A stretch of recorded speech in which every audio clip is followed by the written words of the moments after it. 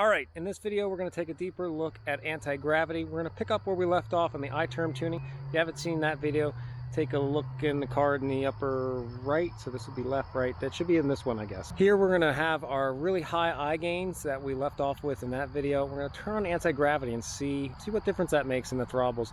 I'll show you a quick snippet first of what it looked like before, and then we'll go into what it looks like with anti-gravity on. Then I'll talk to you about a couple settings that are in anti-gravity you can adjust, and let's see what the results that we get.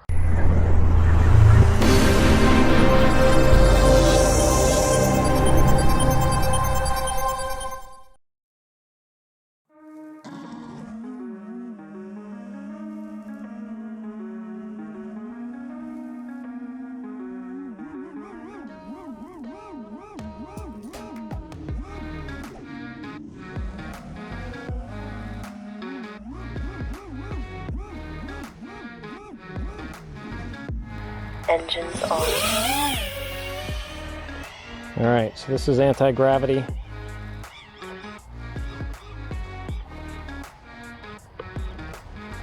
With high I gains on it.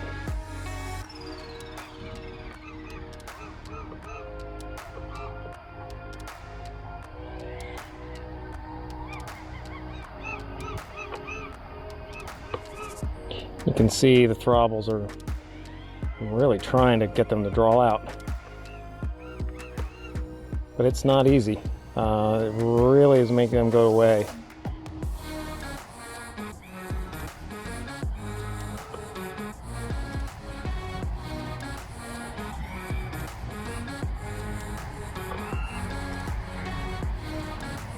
So it's doing its job. I'm just getting off the throttle. You really don't see any change in the nose. I mean, there's ever so slightly, but you can see it's way better. So let's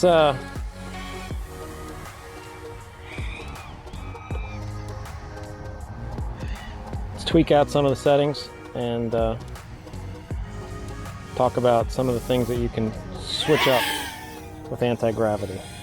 So with Betaflight plugged in here to my phone, what I can do is go ahead and connect with my handy dandy Betaflight app. The anti-gravity settings are not within the OSD that I could see. So I'm going to go into PID tuning here and then go down. You can see I had anti-gravity turned on here. So let's go ahead and let's crank this up. That was the default. Let's crank this up to something really high. Let's go 15, just to see what that looks like. Of course, we're going to hit save, and yeah, let's go fly that and see what anti-gravity of 15 looks like versus the default 3.5.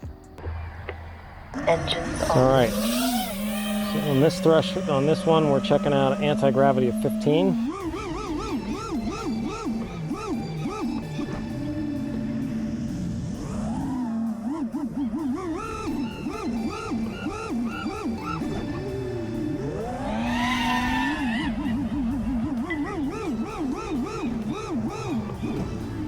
So what you'll notice is if you move up anti-gravity, and hopefully I can show it in the log here, you can actually start to induce throbbles. Let's see if I can bring it in and show that. I'll just set it up crazy high and see what happens. We're going to go crazy on it. 30. See how that looks. I really want to go crazy. Let's see if we can do 50. See what happens. Is it set 50? Oh, 30 is as high as it goes. Okay, let's do max setting and see where it goes. Okay, so this is anti-gravity of 30. Yeah, there you go. So you'll get the stutters. It's too high then. So if you go up to 30 or somewhere in that order, you will see what will happen. I don't want to do that too much because that will probably heat the motors up quite a bit. But yeah, you can see what happens if you go too high with anti-gravity. So too low, it doesn't do much. Too high, it will start to oscillate like crazy once you punch it. Engines disarm. So as I was doing the post on this and I took a look at the logs, that 15 setting was actually just a touch too high. Let's look at the 30 first. So the 30 is this, and you can see this is roll, pitch, and yaw. And then this is the set point, which is what my sticks are, the green lines. And this is, you can see, again, roll and pitch. And the magenta / cyan line here, that is the actual quad motion. So that was that oscillation, that vibration that we saw going up, and it's starting to basically ring because the gains, the PD gains were pushed way too high. The tracking was pushed way too high. So that's how it looks when it's too high, and that's what that flutter you saw, and you could hopefully see the nose fluttered, and it's when I was pushing the gains up, or the throttle up and down real quick. So looking at the one at 15, you didn't see it in the HD because I was doing the whole like, it looks pretty good. I thought it looked pretty good.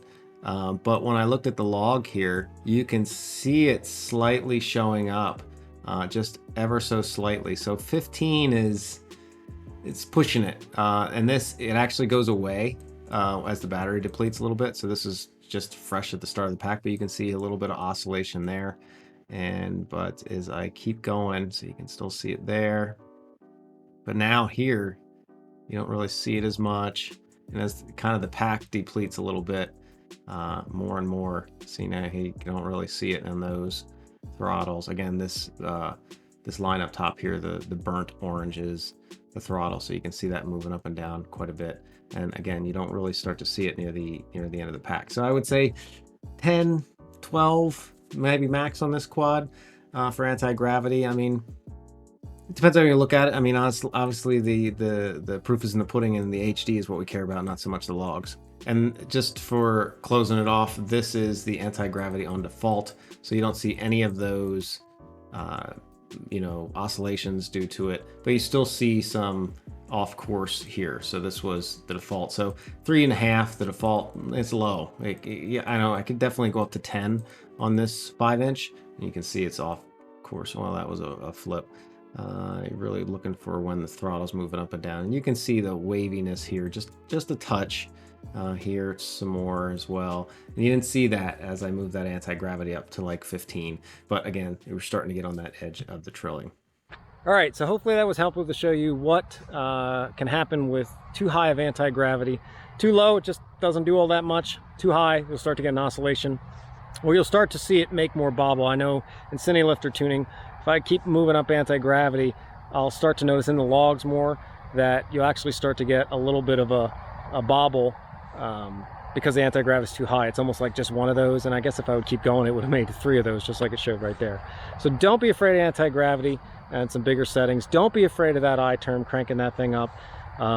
With those 2 things, you should be able to combat any and all throbbles. You can see that we really didn't have many on there. Now, it might not be the end-all fix-all for everything. If your quad is way off balance, like a cine lifter, for example, then it might not be able to get it all for you. You can really just, especially if you have underpowered motors or a lot of weight you're throwing around. So, nothing beats just a good mechanical balanced quad. High power to weight ratio, very well balanced, low prop line to the, low weight to the center of prop line. All that kind of stuff really beats doing it through a tune, but all of those things are fixed. So tuning's all about, when you don't have perfect mechanical setups, how can you tweak things to make it a little bit better?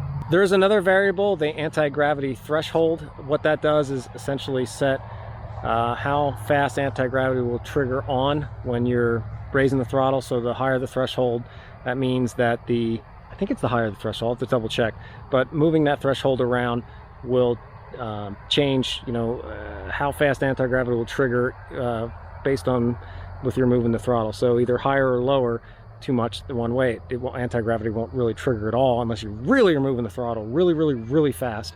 Or opposite of that means you wouldn't have to move it very fast and it will start to trigger anti-gravity. So that's what the threshold is about. As always, thanks for your continued support, and I'll see you in the next one.